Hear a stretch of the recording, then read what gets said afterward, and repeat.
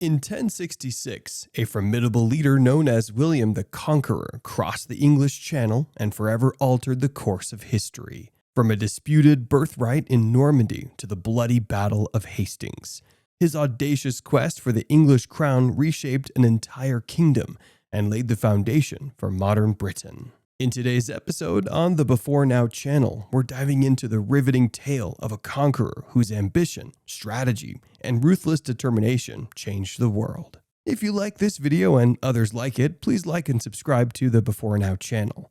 Feel free to let us know which historical figure or event you'd like us to cover in the comment section below. William was born in the town of Falaise, Normandy, around 1027 or 1028. His father, Robert I, was the powerful Duke of Normandy, and his mother, Herliva, was the daughter of Fulbert, a man rumored to be either a tanner or an embalmer. William's father, Robert I, became Duke of Normandy in 1027, under shadowy circumstances. His older brother, Richard III, had died suddenly, and whispers of foul play surrounded Robert's rise to power. Amidst this chaos, Robert managed to gather a group of loyal noblemen, including his uncle, the Archbishop of Rouen, and other influential figures who played significant roles in William's life. In 1034, Robert made a fateful decision to embark on a pilgrimage to Jerusalem. Despite his supporters' pleas to stay, he held a council in January 1035, where the Norman magnates swore loyalty to young William as his successor. Tragically, Robert never returned from his journey, dying in early July at Nicaea. With his father's death, William, still just a child, found himself thrust into the perilous role of Duke of Normandy, surrounded by ambitious nobles and threats from all sides. William's journey from a vulnerable young boy to the formidable William the Conqueror had begun. William's early years as Duke were fraught with challenges, from rebellion to the constant threat of assassination.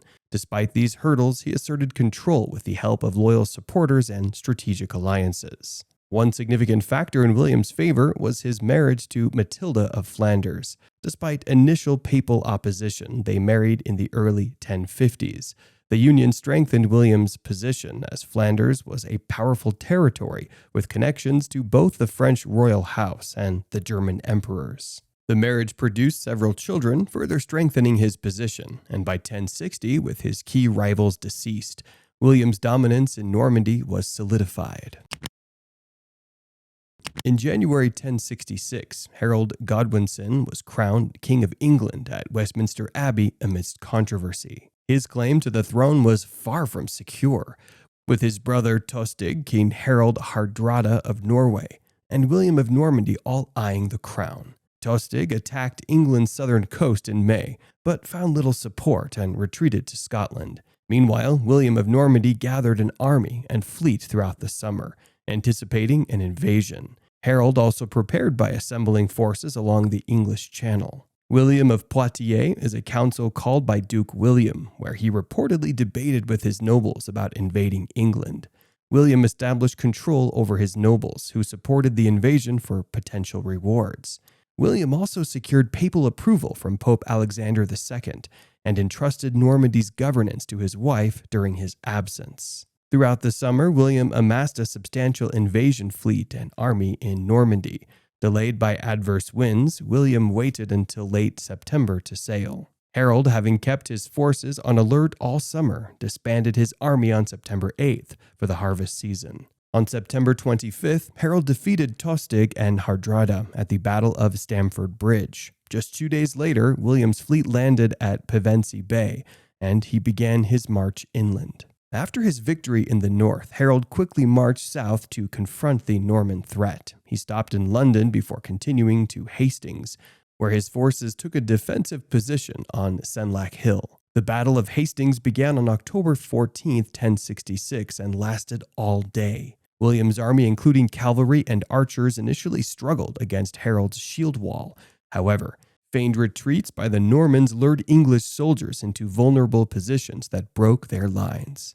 Harold's death marked the decisive moment. Following the battle, William expected the English to surrender, but resistance persisted. William secured key locations and marched to Southwark, burning villages along the way. Crossing the Thames at Wallingford, he received submissions from the key English leaders. William entered London, constructed a castle, and was crowned King of England at Westminster Abbey on Christmas Day 1066, solidifying his conquest.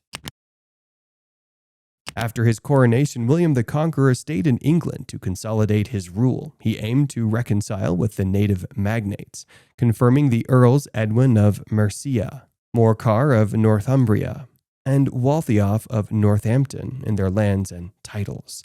Waltheof married William's niece, Judith, and a marriage between Edwin and one of William's daughters was proposed. Edgar the Atheling was also given lands, and ecclesiastical offices were retrained by the existing bishops, including the uncanonical Stigand. However, Harold's family and others who had fought at Hastings lost their lands. To fortify his rule in England, William initiated the construction of numerous castles, keeps, and moats, including the iconic White Tower at the Tower of London. These fortifications served as secure retreats during rebellions and protected garrisons deployed across the countryside. Initially built from earth and timber, these early structures were later upgraded to more formidable stone constructions. Initially, many Norman settlers maintained household knights without granting them their own fiefs.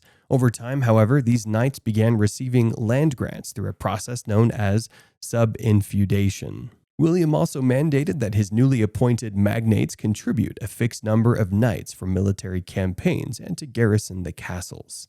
This system marked a departure from the pre-conquest English practice, which organized military service based on territorial units like the Hyde. Resistance to William's rule persisted, with revolts led by figures like Edwin Morcar and Harold's sons.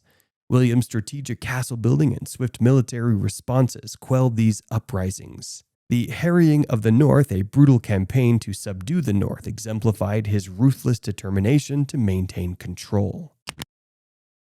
From 1070 to the mid-1080s, King William the Conqueror faced significant challenges both in England and on the continent, marked by Danish raids and internal rebellions. Sweyn of Denmark broke his promise to leave England in early 1070, launching raids along the Humber and East Anglia. Joined by local figures like Hereward the Wake, they sacked Peterborough Abbey before William negotiated Sweyn's departure, allowing him to refocus on mainland affairs. Meanwhile, trouble brewed in Normandy and Flanders. Count Baldwin VI's death in 1070 triggered a succession crisis, with his widow Rechild contesting rule against Baldwin's brother Robert. The Battle of Cassel in 1071 further unsettled northern France and cost William an ally in Robert. Returning to England, William suppressed the northern rebellion led by Earl Edwin in 1071 and subdued the Isle of Ely, where rebels like Hereward the Wake were based. In 1072, William invaded Scotland, defeating Malcolm and securing peace through the Treaty of Abernethy. The revolt of the Earls in 1075 saw Ralph de Guile of Norfolk and Roger de Breteuil of Hereford attempt to overthrow William. While Ralph was besieged at Norwich Castle, Roger remained confined in Herefordshire. The rebellion fizzled as William returned to England and dealt with Danish threats and internal unrest, ensuring Norman control over England. William's strategic prowess was tested again in Brittany in 1076, where he was defeated by King Philip of France at the Battle of Dole. Despite setbacks, William managed to secure peace with Philip and Count Fulk of Anjou by late 1077. Personal and familial troubles also plagued William, including conflicts with his son Robert and the death of Queen Matilda in 1083. William's later years were marked by ongoing challenges in Maine and occasional unrest in England, although the threat of a Danish invasion in 1085 was quelled by King Canute IV's death. Throughout these tumultuous years, William's ability to maintain control over England and Normandy demonstrated his resilience and strategic acumen, solidifying his legacy as a formidable medieval ruler. Between 1082 and 1084, historical records offer little insight into William's activities, implying a period of relative calm. Historian David Bates suggests the silence indicates nothing notable occurred, especially as William spent most of this time on the continent, away from England, where events were chronicled in the Anglo-Saxon Chronicle. In 1082, William ordered the arrest of his half-brother Odo, though the exact reasons are unclear. Oderic Vitalis later claimed Odo aspired to become a pope, and tried to rally William's vassals for an invasion of southern Italy, challenging William's authority over his vassals. Odo remained imprisoned for the rest of William's reign, but his lands were not seized. In 1083, William faced further challenges when his son Robert rebelled again with support from the French king. The death of Queen Matilda on the 2nd of November 1083 compounded William's personal and political woes, given his deep attachment to her. William left England in late 1086 and upon returning to the continent arranged the marriage of his daughter Constance to Duke Alan of Brittany, strengthening his alliances against the French kings. In July 1087, while besieging Mantes, William was injured by his saddle's pommel and he fell ill. He died on the 9th of September 1087 at the priory of Saint-Gervais in Rouen.